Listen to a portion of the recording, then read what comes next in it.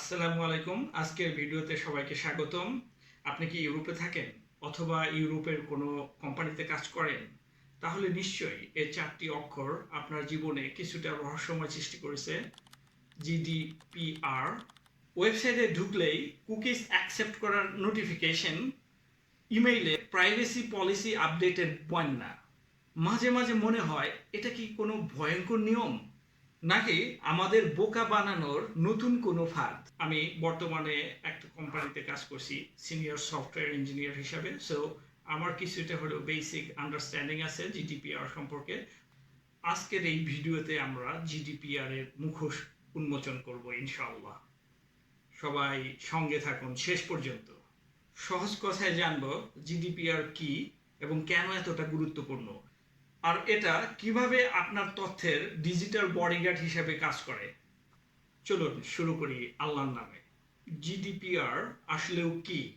GDPR এর পুরো নাম হলো জেনারেল ডেটা প্রোটেকশন রেগুলেশন। সহজ কথায় বলতে গেলে এটা হলো ইউরোপীয় ইউনিয়নের তৈরি করা একটা এমন আইন যেটা আমার এবং আপনার ব্যক্তিগত তথ্য সুরক্ষা করে থাকে। ভাবুন তো, আপনার নাম, ঠিকানা, টেলিফোন নাম্বার এবং এমনকি আপনি ইন্টারনেটে যা সার্চ করে থাকেন এমন সব তথ্য বিভিন্ন কোম্পানির কাছে থাকে, রাইট? জিডিপিআর এটা এনশিওর করে যে এই কোম্পানিগুলো আপনার ডেটাগুলো নিয়ে যা খুশি তাই না করতে পারে। আপনার অনুমতি ছাড়া আপনার তথ্য তারা যা খুশি তাই করতে পারবে না, এমনকি ব্যবহার করতে পারবে না ও বিক্রি করতে পারবে। সোজা কথায় বলতে গেলে এই তথ্যের মালিক আপনি, কোনো কোম্পানি নয়। এই আইনের মূল ভিত্তি কয়েকটা নীতির উপর প্রতিষ্ঠিত। নাম্বার 1, স্বচ্ছতা বা ট্রান্সপারেন্সি। কোনো কোম্পানি যদি আপনার তথ্য কালেক্ট করে তাকে অবশ্যই জানাতে হবে সে কেন আপনার কাছে এই তথ্যগুলো নিচ্ছে এবং কি কাজে ব্যবহার করবে। নীতি নাম্বার 2, সম্মতি বা কনসেন্ট। আপনার হ্যাঁ ছাড়া তারা আপনার কোনো তথ্য কালেক্ট করতে পারবে না, আর এই হ্যাঁ হতে হবে অনেক স্পষ্ট। আগে থেকেই টিক দেওয়া বক্সে কোনো কাজ হবে না। নাম্বার 3, সীমিত ব্যবহার, পারপাস লিমিটেশন। যে কাজের জন্য আপনার তথ্য নেওয়া হয়েছে শুধুমাত্র সেই কাজের জন্যই তারা ওই তথ্য ব্যবহার করতে পারবে, অন্য কোনো কাজে ব্যবহার করতে পারবে না।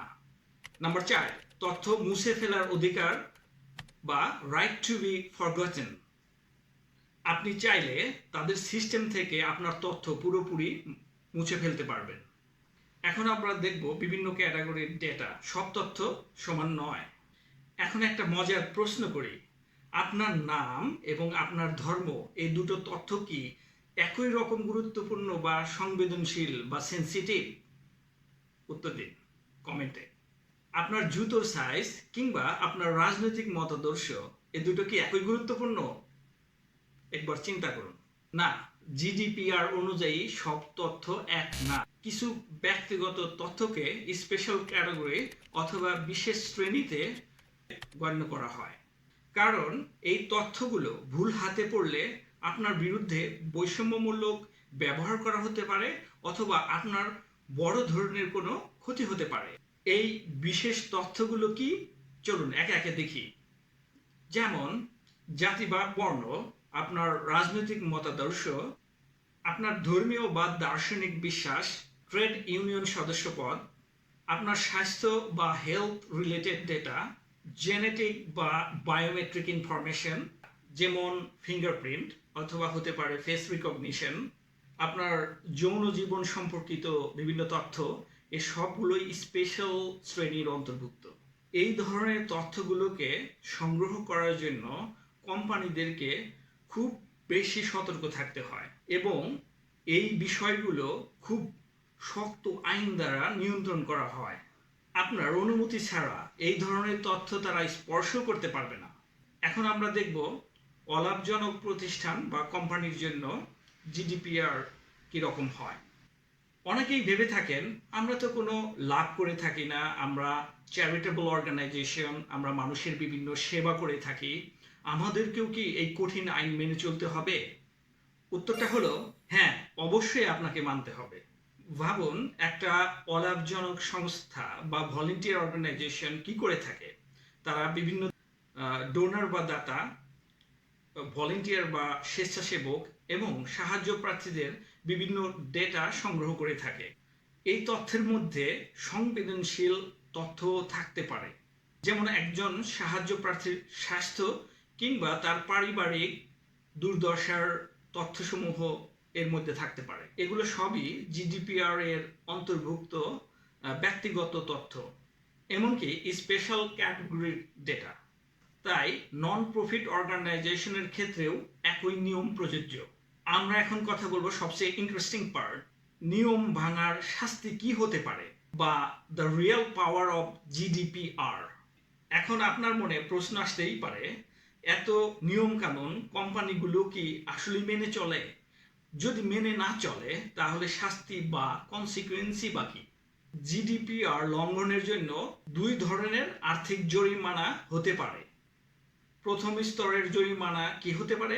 কম গুরুত্বপূর্ণ লঙ্ঘনের জন্য একটা কোম্পানিকে 10 মিলিয়ন ইউরো পর্যন্ত জরিমানা করতে পারে, যেটা বাংলাদেশি টাকায় প্রায় 120 কোটি টাকা।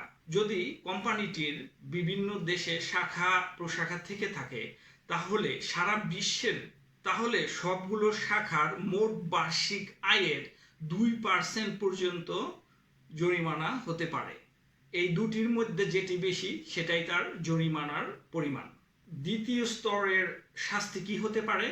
যদি কোনো কোম্পানি জিডিপিআর এর মূল নীতিমালা লঙ্ঘন করে থাকে, যেমন আপনার অনুমতি ছাড়া তথ্য সংগ্রহ করে থাকে এবং তার ব্যবহার করে থাকে, সেক্ষেত্রে শাস্তির পরিমাণ দ্বিগুণ হয়ে যায়।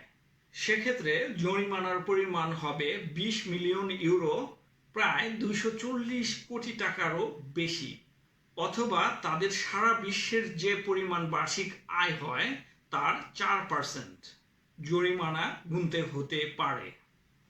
আর এই বিশাল অঙ্কের জরিমানার যে শাস্তির বিধান, এটাই আপনার এবং আমার তথ্যের সুরক্ষার জন্য একটা নিয়ামক হিসেবে কাজ করে। এ কারণেই দেখবেন ইউরোপে কোম্পানিগুলো আপনার কনসেন্ট বা সম্মতি নেওয়ার জন্য এত ব্যস্ত।